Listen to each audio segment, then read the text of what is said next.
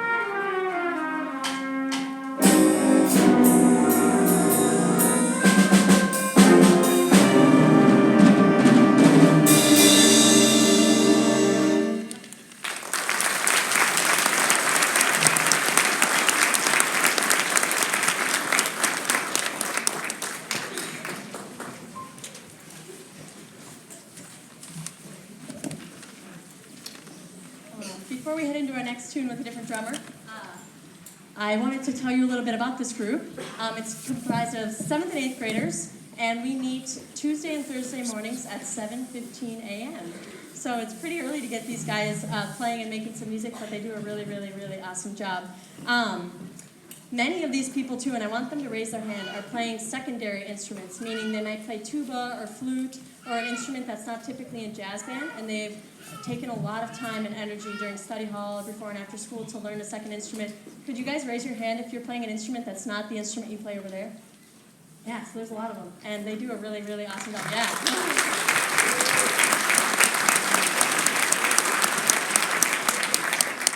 The next tune we're going to play is called Snape Eyes. Other than it being obviously a Harry Potter reference, it's a really fun piece of music, kind of in the funk style. So on this one we worked on just being really crisp and really tight with our articulations, even when we have some chromatic fingerings and things that aren't always so easy. Working on a really, really tight rhythm section, which in funk tunes, if it falls apart, you know it. So being really just grooving, really grooving. So here is Snape Eyes. Soloists on this one are Phoenix Newton, Tyler Goddess, Callan Bjorkset, Rowan Darling, Blake Andrews, Ryzen Nelson, and then soloist Justin Earp on the trap set.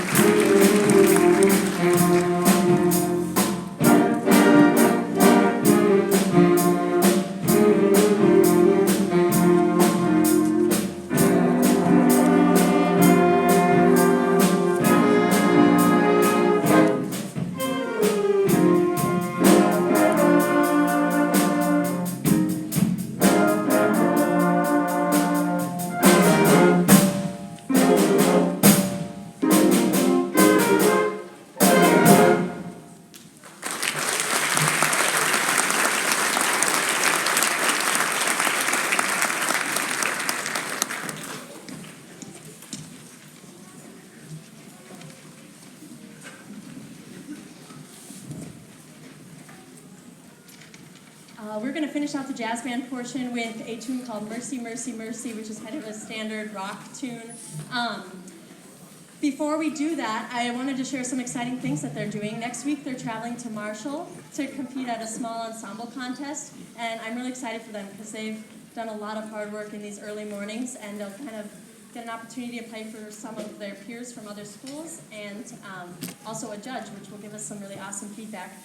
They also have an extra event coming up called the Flood of Jazz. The tickets for these kids go on sale at the end of March, and then it goes open to the public in April. And it's a really awesome event at the downtown theater, the Hollywood Theater, where it's an extra time for them to kind of showcase how awesome they are. This last piece, Mercy, Mercy, Mercy, we worked on some syncopation in the backgrounds and some really tricky figures, pickup figures on the end of 3, which is kind of hard to count. We have a number of soloists in this one as well: Carson Linner, Madison Van Winsbergen, Ethan Andreessen, Blake Andrews, and Jackson Wagner, and certainly Gavin Marty on the trap set. So we hope you enjoy the last tune from the middle school jazz band, Mercy, Mercy, Mercy.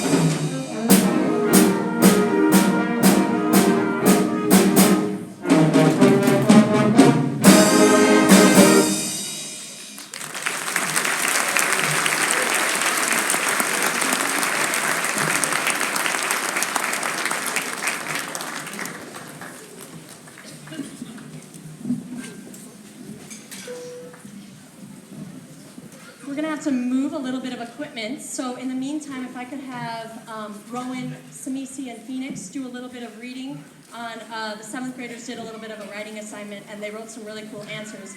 So I figured they could do a little bit of sharing while we set the stage for 6th grade band. So if you guys come up, take the stage.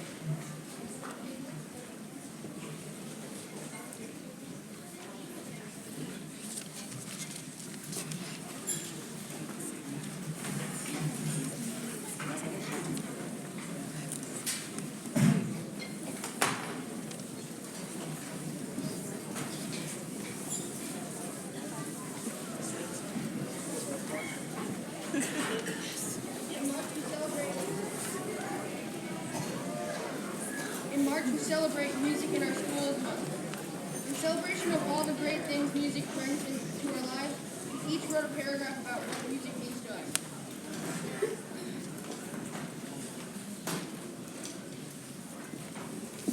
I love listening and playing music because it helps me calm down or get hyped up, depending on the music. It helps me disconnect from the chaos in the world. I love band because I love to play my flute and listen to others play. Music means a lot to me.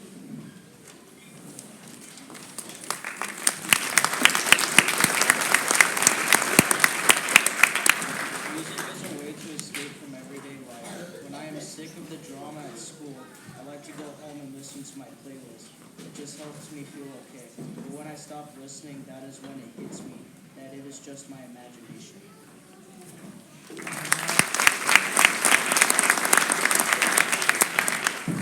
What music means to me is simple. It means the world to me. If there wasn't music in the world, it would be like taking away joy and happiness. If I couldn't play music anymore, I would probably go into a turtle shell and never come out again.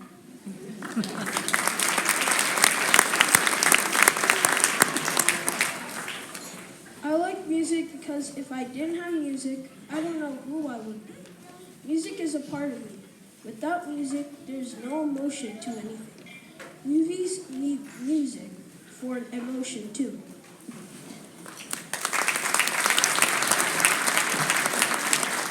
I like music because it makes me feel good. It is also fun to make music with friends. Music can express my feelings and emotions. I listen to or play music every day. Music has helped me make friends.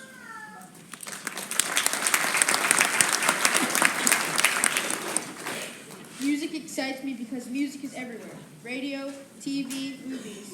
I like it because of the beat, the notes, and the rhythm.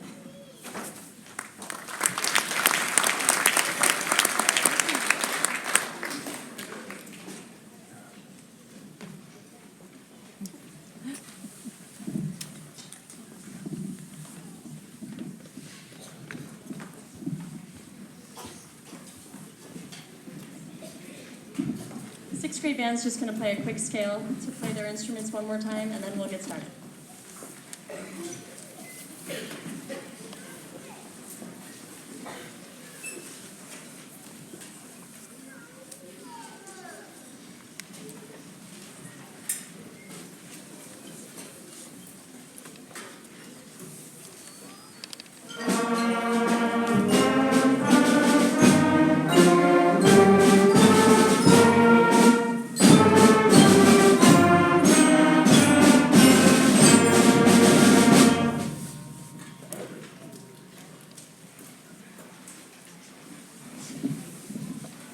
The 6th grade band is going to get started with a piece called Fanfare and Fugue.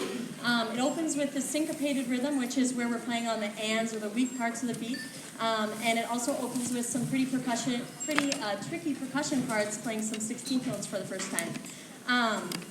We also talked a little bit about what a fugue was, and hopefully you can notice, we won't go too much into detail, but it's where we have the same statement entering in different voices throughout the piece, and we try to make sure that each statement is heard.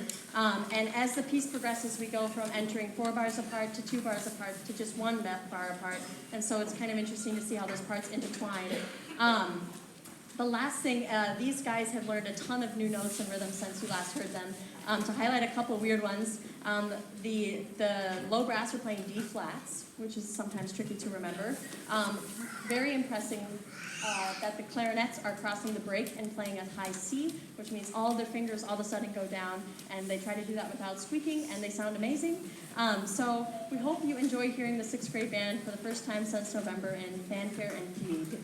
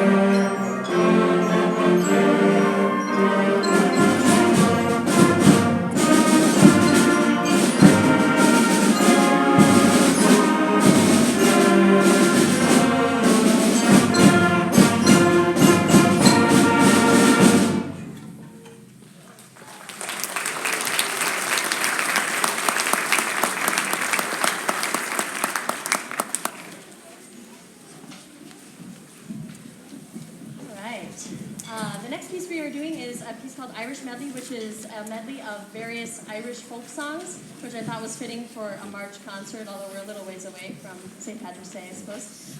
This was definitely our most challenging piece because with a medley comes key changes, transitions, tempo changes, and so it's really important that our eyes come up and we're all connected through those transitions. It's also dynamically quite challenging. Hopefully we start with like this very hushed sound, as soft as we can play, and then grow with some energy to the end. We start in the key of E flat concert and transition into F concert, which is sometimes tricky for our key of C instruments because they don't like to play E naturals all that much, but they're going to do awesome. Let's see. That's all we got. So here we go with Irish Medley in the 6th grade band.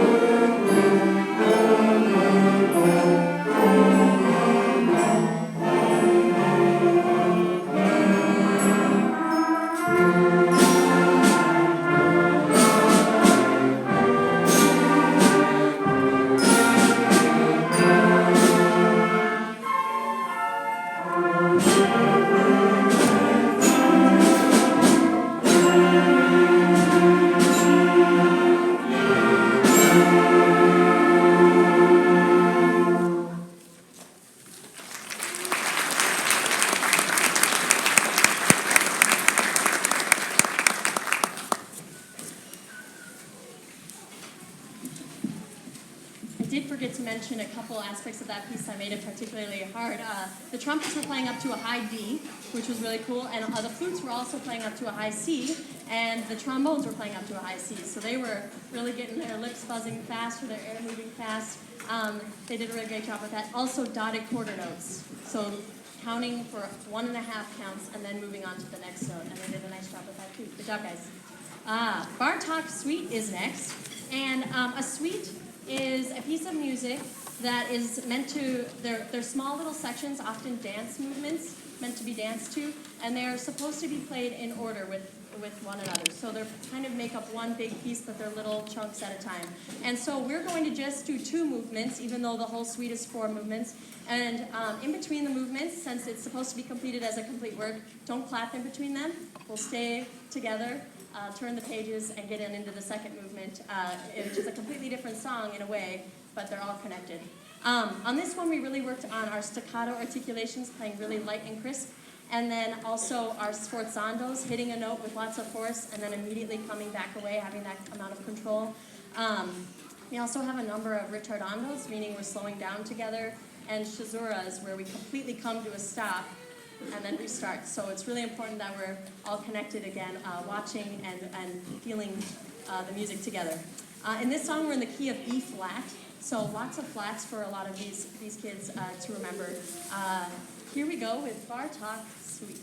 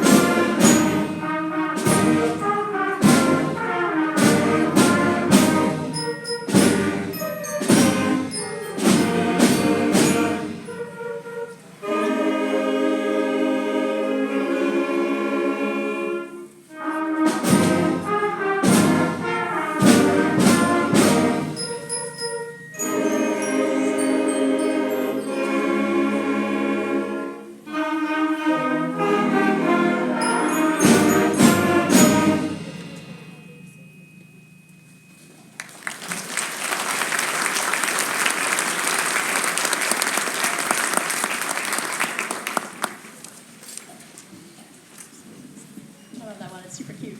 The next one is Vandy Sumo, where this one I picked because it features pretty much every section of the band, although we figured out that it doesn't feature the horns, and that makes me sad because we have really awesome horns. But otherwise it features every section.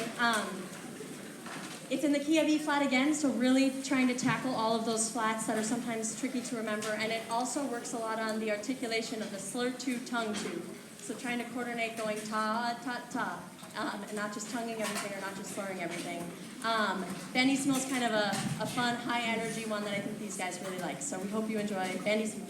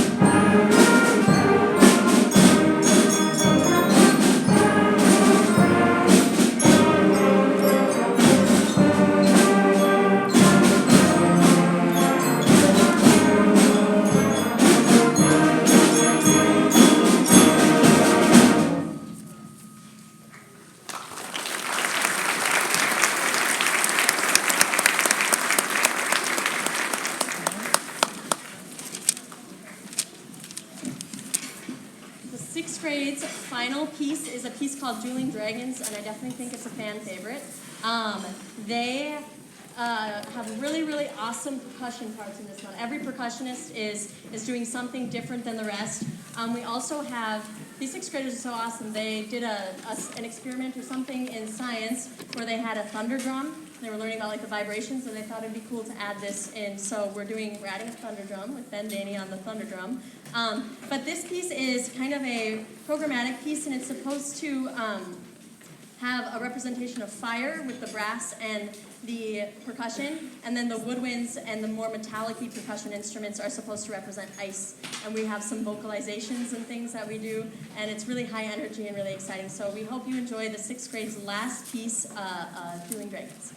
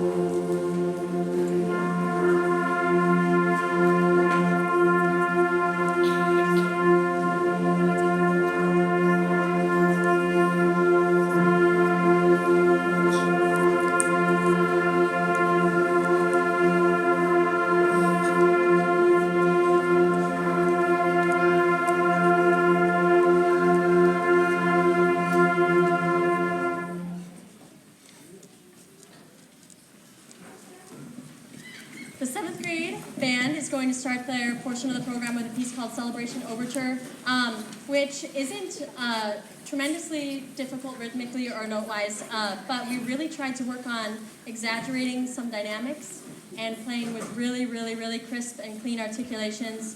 We also have a transition in this from a very upbeat tempo to a really slow, lyrical 3/4 section, so trying to make those completely different and then transition cleanly back into the fast tempo. Here's the 7th grade band with Celebration Overture.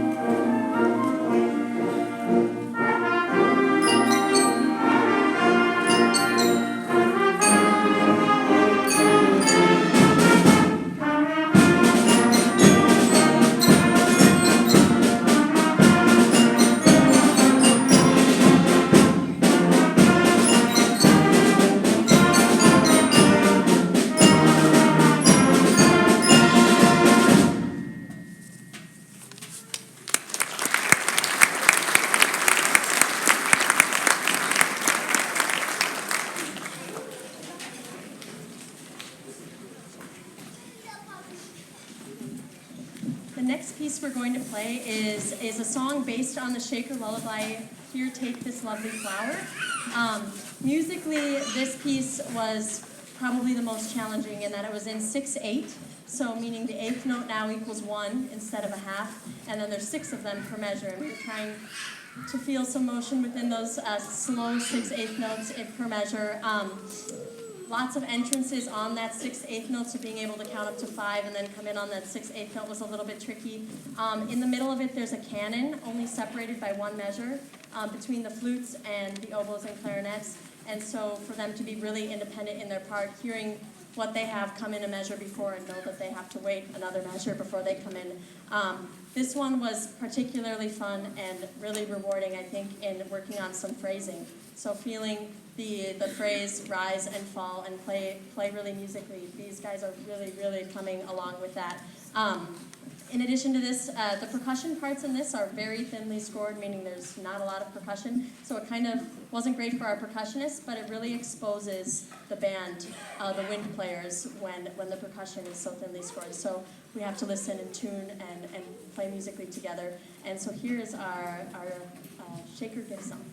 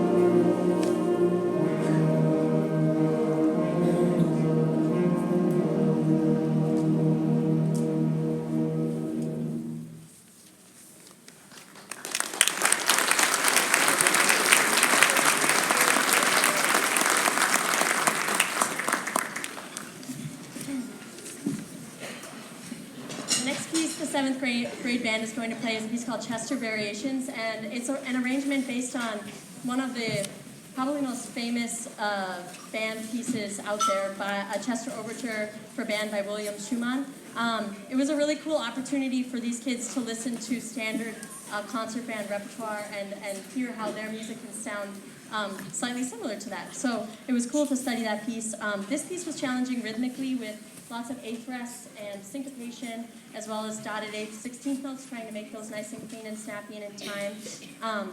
This piece has really independent and pretty challenging percussion parts, as well as pretty challenging upper woodwind parts with straight eighth notes probably for 32 measures or so, right, flutes and clarinets?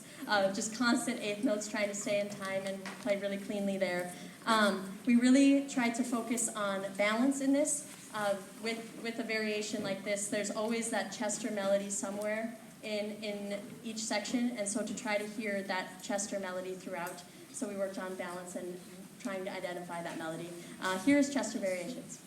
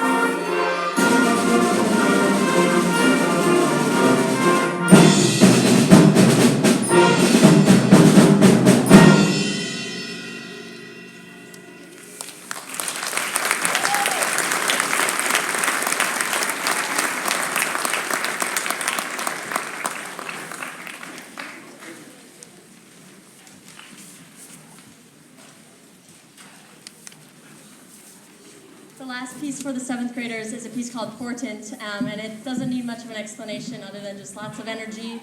I'm trying to remember the definition. They put it in the front. Portent is defined as a sign or omen of something momentous about to occur. So that's all the explanation you need here.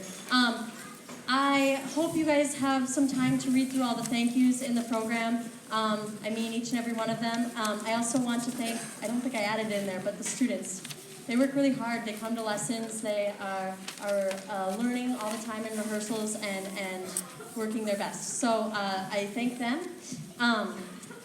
If you're able, I know it's getting late, if you're able to help clean the stage afterwards, we would appreciate it. You're certainly not required to do so, but we would appreciate chairs and stands and percussion being moved to the back. But before that, Portent from the 7th grade band. Thank you all for coming tonight.